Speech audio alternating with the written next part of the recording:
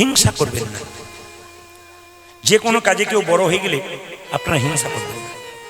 আপনারা যারা এখানে শিক্ষিত ব্যক্তি আছেন তারা জানেন, সবাই শুনবেন ভালো করে, যারা শিক্ষিত ব্যক্তি আছেন তারা জানেন যে ভারতবর্ষ এবং অস্ট্রেলিয়া খেলা হচ্ছিল, জিতেছিল কে জোরে বলুন, কে জিতলো জোরে বলুন।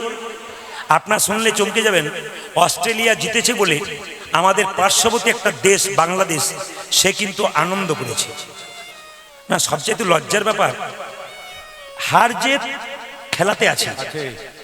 আমরা ভারতবর্ষের প্লেয়াররা আমাদের দেখবেন তারা কিন্তু দুবার বিশ্বকাপ পেয়েছিল, দুবার পেয়েছিল, আর বারে বারে তারা ফাইনালে গেছে, হার জিত কারো আছে। তোমরা তো তাও যেতে পারো না, যারা নাচানাচি করছে তারা তো ফাইনালে যেতে পারে না, জিতবে কোথায়? তো এটা নিয়ে বারবার নিবেদন রাখবো যে কোনো দেশের প্লেয়ারকে সম্মান দিন। খেলাতে হার জিত আছে, সবার জীবনে একদিন হতে পারে। এই জন্য বারবার নিবেদন রাখলাম প্রত্যেকটা দেশের প্রত্যেকটা প্লেয়ারের কাছে আমার এটা নিবেদন রইল, হিংসা নয়, ভালোবাসতে চেষ্টা করুন, সম্মান দিতে চেষ্টা করুন, দেখবেন কত ভালো হবে। দেখুন বাংলাদেশের মানুষকে আমাদের ভারতবর্ষ থেকে একটা বাংলাদেশের বাচ্চা সেই সময় খুব অসুস্থ হয়েছিল, আপনার খবর পেয়েছেন। সেই সময় দেখবেন মৃত্যুর সঙ্গে বাচ্চাটা লড়াই করছিল, বাচ্চা মেয়েটা। সেই সময় ভারতবর্ষের মানুষ হেলিকপ্টারে গিয়ে সেখানে ওষুধ দিয়ে এসেছে, বাচ্চাটা বেঁচে গেছে। তাহলে সেই বাংলাদেশকে দেখিয়ে দিয়েছে দেখো আমরা কেমন আছি। বাংলাদেশে সবাই নয়, কিন্তু কিছু কিছু প্লেয়ার, কিছু কিছু লোক খুব উন্মত্ত নিচে ছিল, কিন্তু না, এগুলো করবেন না, কোনো দেশই করবেন না। সব দেশের প্লেয়ারকে আমি সম্মান জানাই, কিন্তু হিংসা নয়, বিবাদ নয়, সবাই সবাইকে সম্মান করুন। নিতাই গৌর হরি হরি। আচ্ছা, কারা কারা তিলক করেন একবার হাত তুলবেন তো? কেউ করে না। আচ্ছা, যারা করেন তাদের দুঃখ নাই, ধর্মের পথ আলাদা। রামকৃষ্ণ দেব বলেছেন যত মত তত পথ, যে পথেই যাও না কেন এক জায়গাতেই যাবে। মুসলিম বলছে পানি, হিন্দু বলছে জল, ইংরেজ বলছে ওয়াটার, কিন্তু একই জিনিস, নাম আলাদা।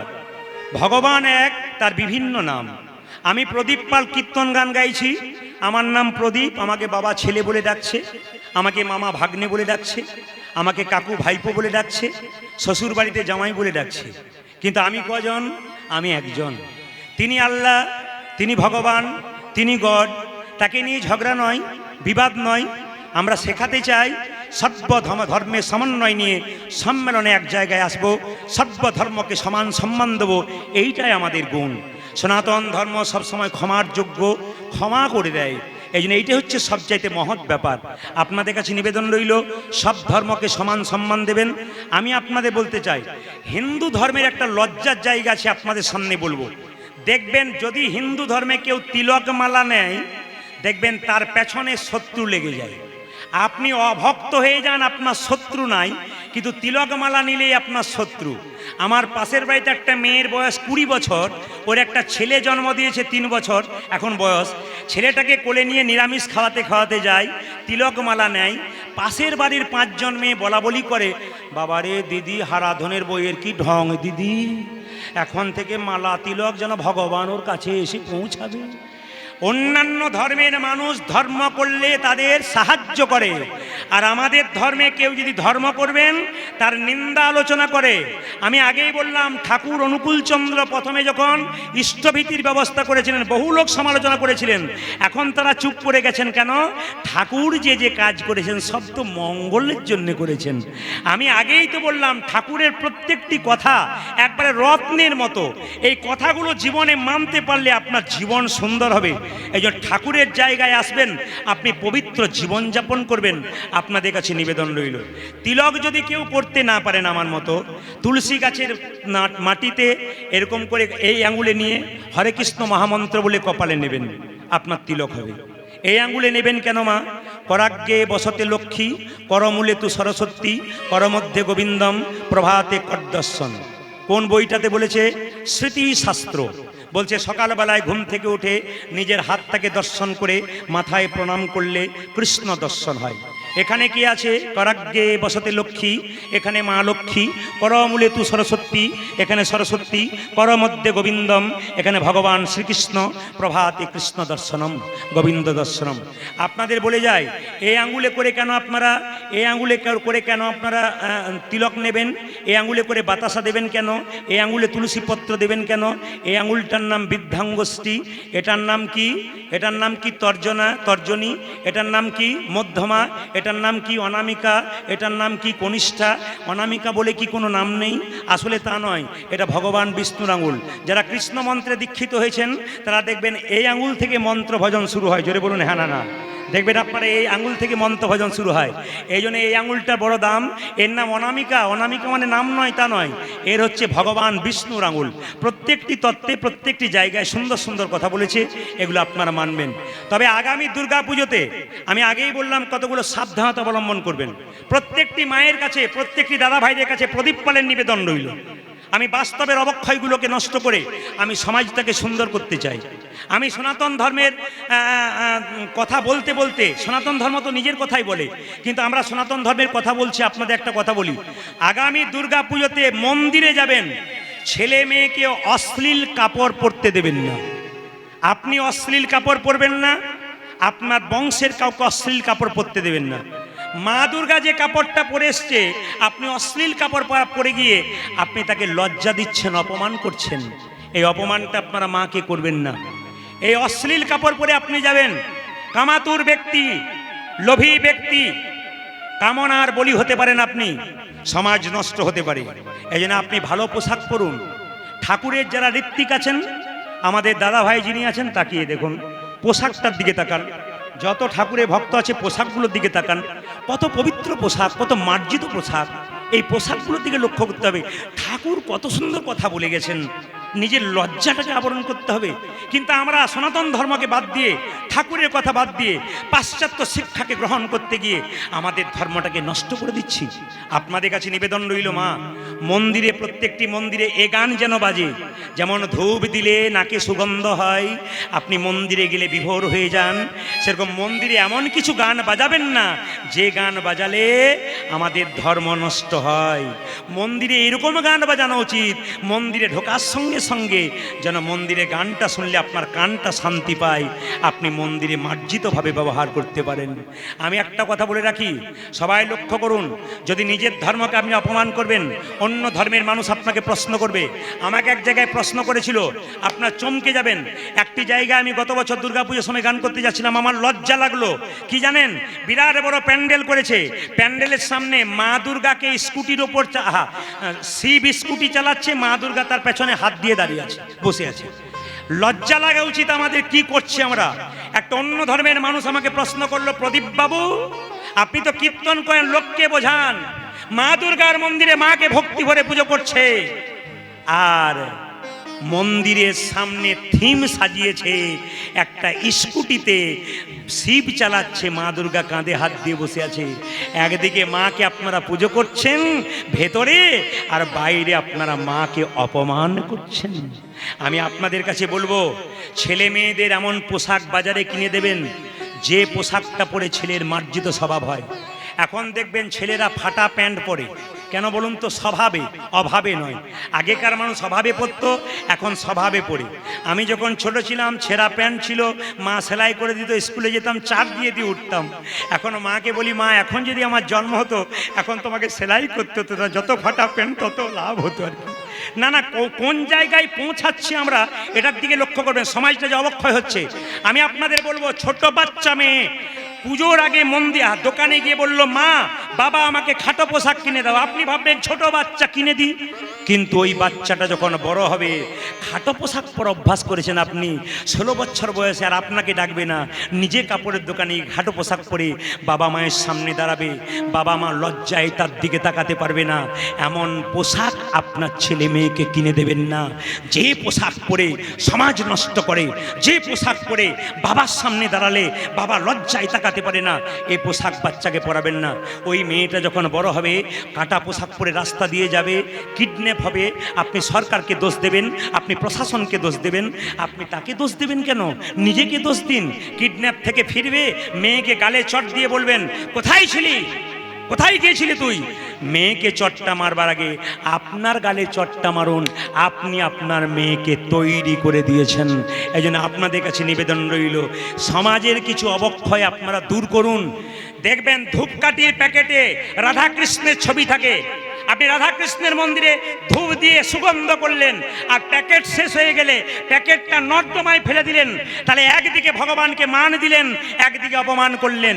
দায়ীকে প্রত্যেকটি ধূপকাঠি তৈরি কারিগর যারা আছেন, যারা প্যাকেট তৈরি করেন, প্রদীপ পালের নিবেদন রইল, প্যাকেটে ফুলের ছবি দেন, কোনো পাখির ছবি দেন, অন্য কোনো সুন্দর ছবি দেন, ভগবানের ছবি দেবেন না, কারণ আমরা ভগবানকে সম্মান দিয়ে রাখতে পারি না। নিতাই গৌর হরি হরি। মন দিয়ে শুনবেন, কীর্তনে কোনো পালা হয় না, কীর্তনের লীলা হয়। যদি কোনো ব্যক্তি আমাকে প্রশ্ন করে বা আপনাকে প্রশ্ন করে আজ কি পালা হবে, তিনি ভুল বলছেন। কীর্তনের পালা হয় না, কীর্তনের লীলা হয়। নাটকের পালা হয়, যাত্রার পালা হয়, মা, কীর্তনের পালা হয় না। আমাদের জীবনে দুটো পালা আছে, আপনারা সবাই জানেন, একটি আষাঢ় আর একটি, জোরে বলুন না, আপনাদের বলতে হবে কিন্তু, একটি আষাঢ় আর একটি, বাহ, আচ্ছা একটু ঠান্ডা মাথায় উত্তর দিন প্রভুর কাছে। কি যারা কীর্তন শুনতে এসছেন তাদের কোন পালা শেষ হয়েছে, আষাঢ়টা না যাওয়ারটা? জোরে বলুন, একটু জোরে বলুন। বাকি আছে কোনটা? অনেকে ভয়ে বলছে না, যাবে না বলে। বাকি আছে কোনটা? একটু জোরে বলুন। এতই যদি বুঝছেন যাওয়ারটা বাকি আছে, সাদা চুলে গোদরেজ নিচ্ছেন কেন? দেখবেন আপনারা দরজা দিয়ে মৃতদেহ নিয়ে যায়, বলো হরি হরি বল। আপনিও প্রণাম করেন, আমরাও প্রণাম করে, আর কি ভাবি বলুন তো, ও বোধ হয়ে গেল, আমি বোধ হয়ে যাবো না। কিন্তু যিনি মারা গেলেন তিনি হেলতে তুলতে গেলেন মাচাই, তিনি আমাদের শিক্ষা দিয়ে গেলেন, আমি মরে গেলাম না, আমি তোমাদের শিখিয়ে দিয়ে গেলাম, আমি যেমন মাচায় হেলতে তুলতে চললাম সংসার ছেড়ে, তোমরাও তৈরি হয়ে থাকো আমাকে দেখে, একদিন আমার মতো তোমাদের গণিতাই গৌর হরি বল বলে চলে যেতে হবে।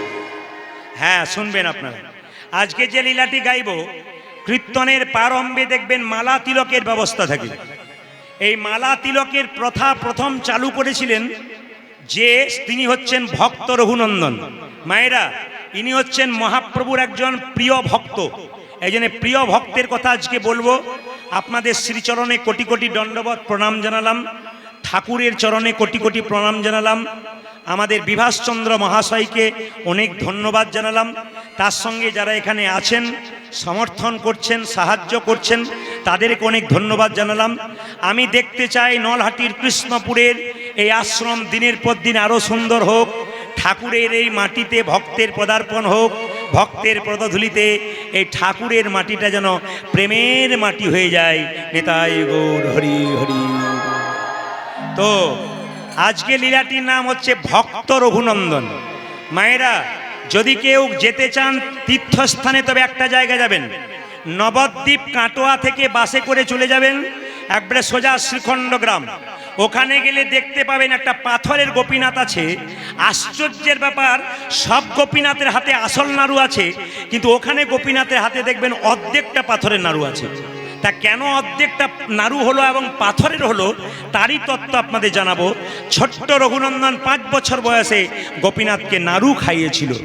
আজকে আপনারা সবাই তাকিয়ে নিন, এই যে প্রসাদটা আপনারা দেখতে পাচ্ছেন, একবার জোরে উলুধ্বনি দিন সবাই মিলে। বেশ বেশ বেশ। কীর্তনের শেষে আপনারা এই প্রসাদ পাবেন। আস্তে, কীর্তনের শেষে আপনারা এই প্রসাদ পাবেন। এই প্রসাদ যিনি নিয়ে যাবেন তার লাভ কি আছে?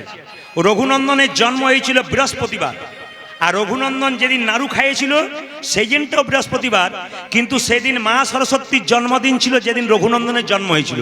এগুলো মনে রাখবেন, রঘুনন্দনের জন্মদিন ছিল মা সরস্বতী পুজোর দিনে, আর সেই দিনটা ছিল বৃহস্পতিবার। আমি মাঝে কিন্তু একবার জিজ্ঞেস করে নেব আপনারা কে কেমন মনে রেখেছেন।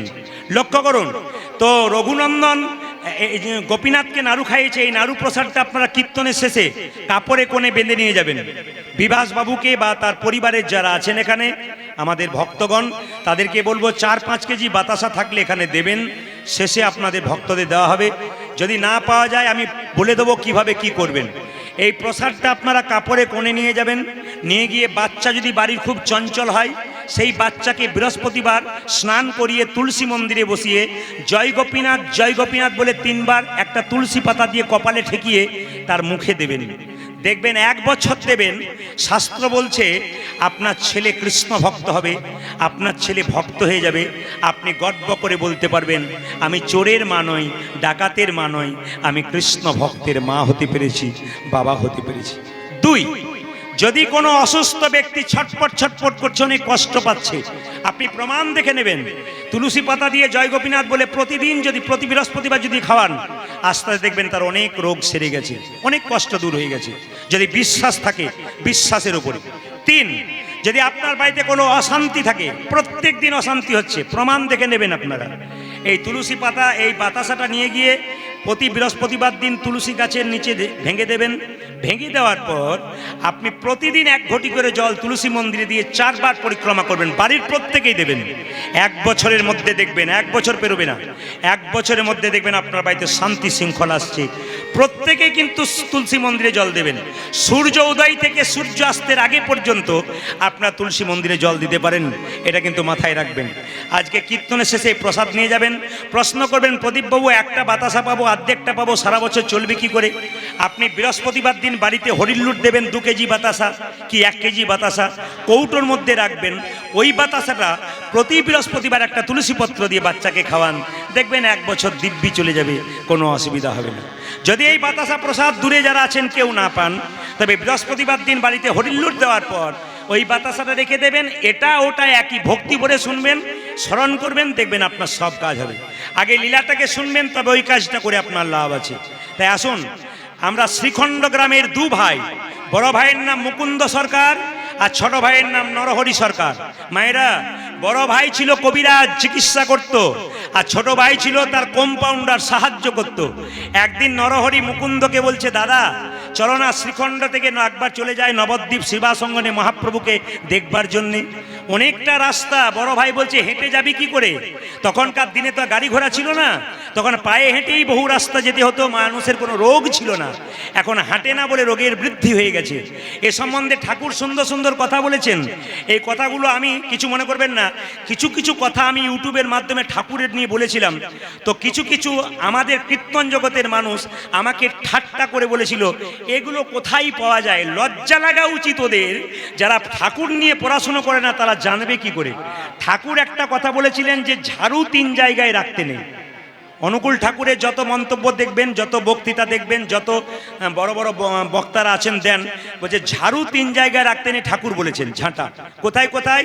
ঠাকুর ঘরে, রান্নাঘরে, আর কোথায়? শোবার ঘরে।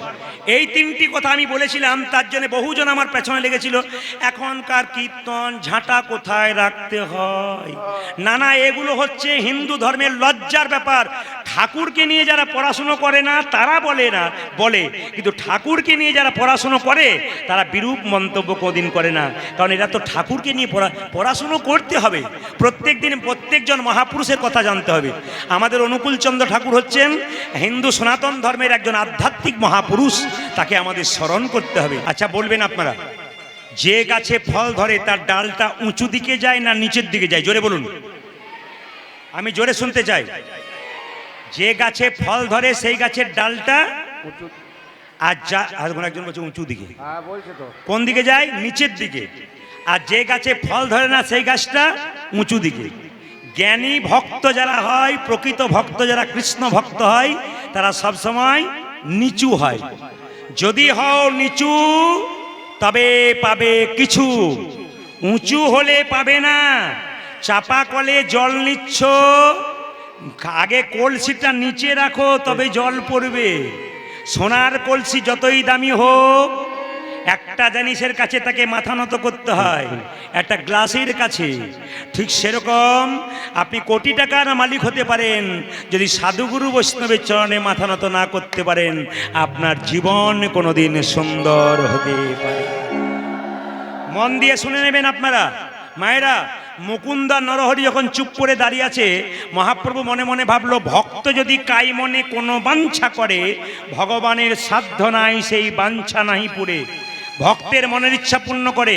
আপনি মন্দিরে গিয়ে একই কথা বারবার বলুন, দেখবেন ভগবান আপনার মনের ইচ্ছা পূর্ণ করবে। যে ভগবানকে ডাকে তার ঘরের চাল ফুটে জল পড়ে, তার ছেঁড়া কাপড় হয়।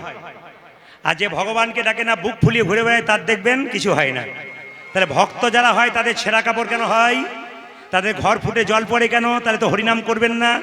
এখানে ভগবান বললেন, যে আমার ভক্ত হয় তাকে যাচাই করে দেখি ঠিক মতো হয়েছে তো।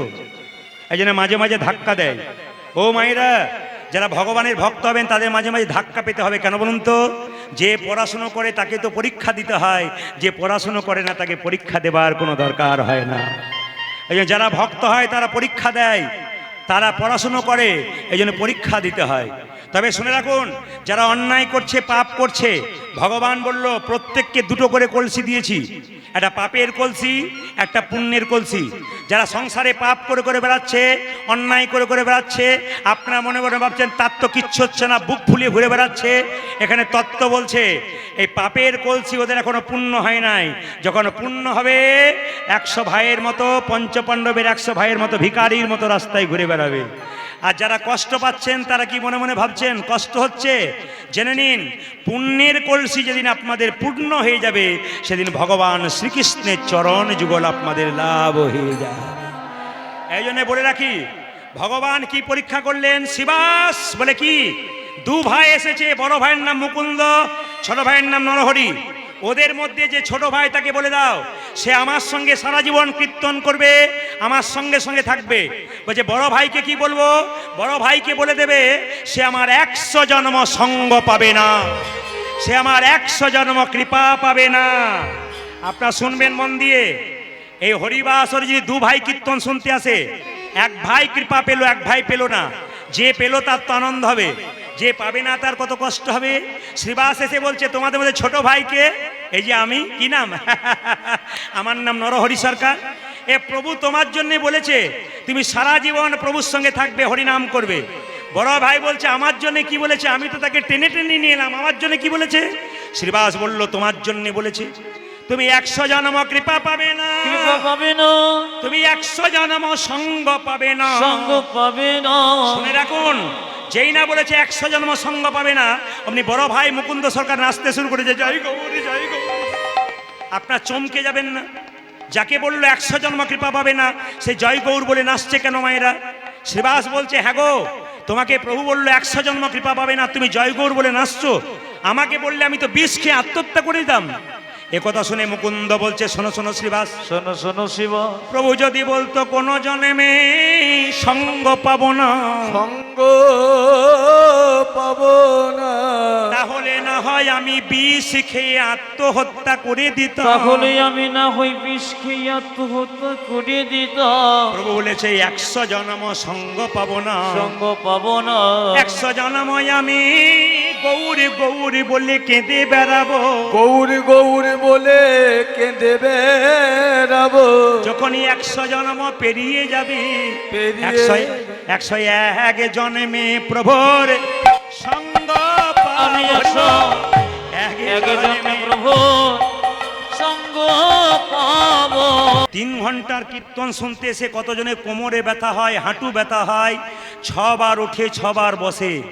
আর মুকুন্দ সরকার বলল 100 জন্ম ধরে কাঁদবো, 101 জন্মে তো গৌর কৃপা পাবো।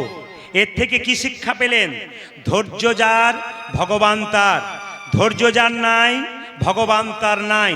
এই জন্য প্রত্যেকের কাছে নিবেদন রইল, 100 ভাইয়ের দাদা দুর্যোধন তিনি ছিলেন চঞ্চল, তিনি ভগবান হারালেন।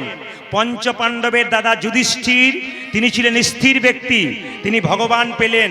ও মায়েরা, আপনার পাশে বসেই কীর্তন শুনবে, আপনি দেখবেন ছটপট ছটপট করছে, তার মানে কি? চঞ্চল ব্যক্তি জীবনে উন্নতি নাই, স্থির ব্যক্তি জীবন উন্নতি আছে। আজকে কিন্তু পরম প্রেমময়, তিনি দেখতে পাচ্ছেন আমাদেরকে কে কেমন মন দিয়ে কীর্তন শুনছে। আপনি বুঝতে পারছেন না, তিনি বুঝছেন। যেমন মন দিয়ে কীর্তন শুনবেন, কৃপা কিন্তু তেমন আপনার উপরে হবে। এই জন্য কৃপা যদি পেতে হয় প্রথমে ধৈর্যের দরকার আছে। মায়েরা, ভগবানের নাম শুনলে কি হয়? আপনার সংসারের উন্নতি হয়, আপনার ছেলের মঙ্গল হয়, আপনার পরিবারের মঙ্গল হয়।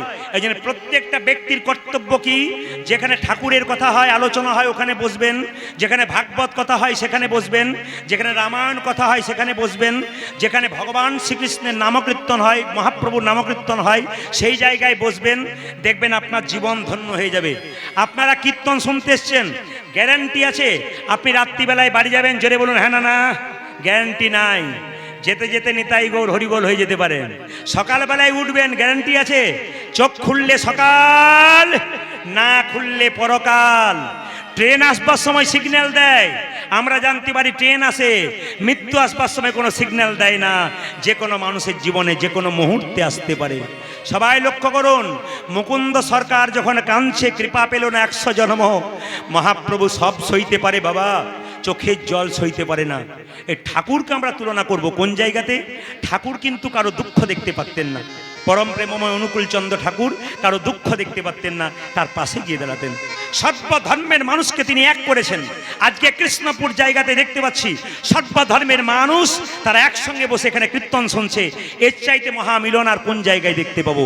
এই জন্য আপনাদের বলে যায়, মন দিয়ে শুনে রাখুন মায়েরা, মুকুন্দ যখন কাঁদছে, মহাপ্রভু বলছে, মুকুন্দ তুমি কাঁদছো কেন? প্রভু, আমার ভাইকে তুমি কৃপা করলে, আমাকে করলে না কেন? সঙ্গে সঙ্গে মহাপ্রভু বুঝিয়ে দিলেন, মুকুন্দ, এ সংসারে যারা বড় ভাই হয় তাদের দায়িত্ব সব চাইতে বেশি হয়। বনের মধ্যে বড় বড় গাছ যেমন ছোট ছোট গাছগুলোকে ঝড়ঝঞ্ঝা থেকে রক্ষা করে, এ সংসারে যারা বড় ভাই হয় তাদের দায়িত্ব সব চাইতে বেশি হয়।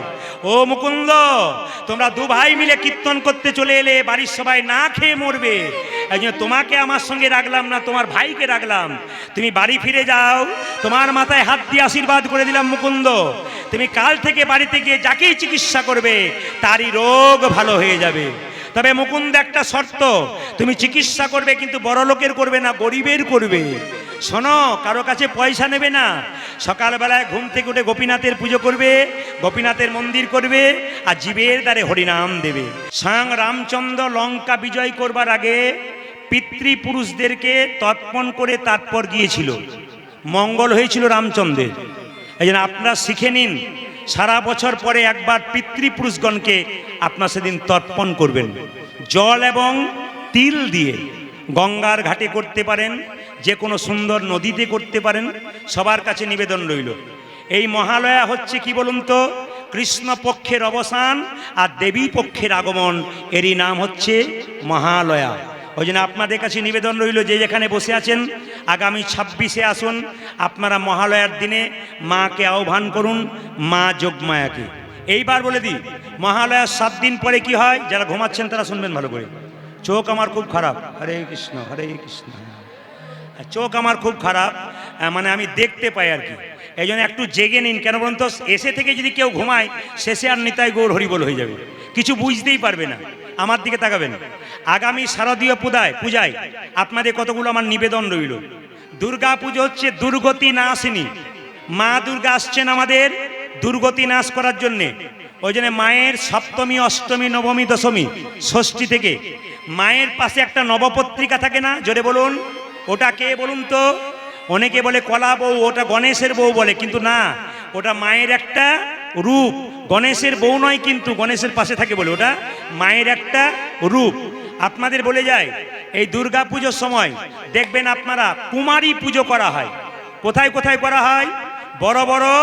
বড় বড় মঠ, হ্যাঁ, মন্দিরে দেখবেন কুমারী পুজো করা হয়। আচ্ছা, কেউ বলতে পারবেন কুমারী পুজো কেন করা হয়? যারা দেবী ভাগবত পড়েছেন তারা জানতে পারবেন, কুমারী পুজো মানে মেয়েদের পুজো। কোন মেয়েটাকে কুমারী বলছে? শাস্ত্র অনুযায়ী 1 থেকে 16 বছর বয়স পর্যন্ত কোনো মেয়ে থাকলে তাকে পুজো করা হয়। বেলুর মঠে দেখবেন আপনারা, টিভির মাধ্যমে দেখতে পান, ইউটিউবের মাধ্যমে দেখতে পান, কুমারী পুজো করা হয়। এই দেবী ভাগবতে কুমারী কথা বলা হয়েছে। আসলে কোলাসুর নামে এক অসুর ছিল, দেবতাদের অত্যাচার করছিল। দেবতারা মা কালীর কাছে গেলেন, মহাকালী তার শরীর থেকে কি করলেন না, কন্যা রূপে জন্ম নিয়ে কি করলেন না, তাকে ওই কোলাসুরকে হত্যা করলেন। ওই জন্য অশুভ শক্তি দূর করে, শুভ শক্তির আগমন করে। ওই জন্য মেয়েদেরকে পুজো করা হয় কেন? মানে দেখাতে চাইছে সমাজে যে মায়েদের মধ্যেই মা দুর্গা বর্তমান আছেন, এটা কিন্তু দেখাতে চাইছে। সবাই লক্ষ্য করবেন, মায়েদের মধ্যেই মা দুর্গা বর্তমান আছে। দেবী ভাগবত বলছে 2 থেকে 10 বছর পর্যন্ত মেয়েকে পুজো করলে খুব ভালো হয়।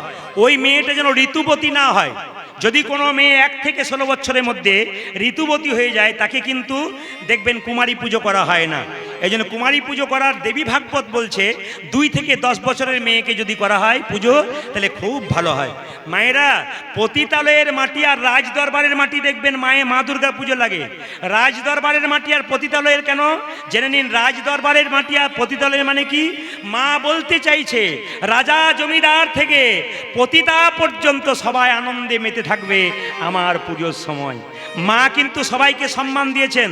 পতিতা মেয়ে যারা আছে তারা কিন্তু সহজে যায় নাই, বিপাকে পড়ে গেছে।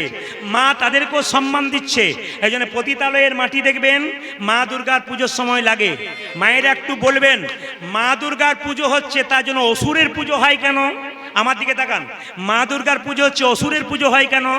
অসুর যখন পরাজিত হয়ে গেল, তখন মা দুর্গাকে কেঁদে কেঁদে বলল, মা মা যেমন দুর্গতি নাশিনী, মা যেমন মহিষাসুর মর্দিনী, সেরকম মা হলো করুণাময়ী। প্রমাণ দেখুন, যখন মহিষাসুর মর্দিনী, মহিষাসুর যখন বধ হয়ে যাচ্ছে, তখন কেঁদে কেঁদে বলছে, মা আমি তো হেরে গেলাম, সারা জীবন ধরে তোর সঙ্গে আমি কি করলাম? অন্যায় করলাম, অত্যাচার করলাম, দুঃখ দিলাম, অপমান করলাম। শেষে তোমার কাছে আমার একটা নিবেদন রইল মা, কি আমার শেষ ইচ্ছা একটা আছে, তুমি পূর্ণ করো। কি? আমি যেন তোমার চরণতলে বসে, তুমি যেখানে পূজা পাও, আমি যেন তোমার চরণতলে চিরকাল ঠাঁই পেয়ে যাই। মা বললেন, যাও মহিষাসুর, তোমাকে আমার পায়ের সামনে রাখলাম, আমি যেমন পুজো পাবে তুমি, আমি যেমন পুজো পাবো তুমিও কিন্তু পুজো পাবে।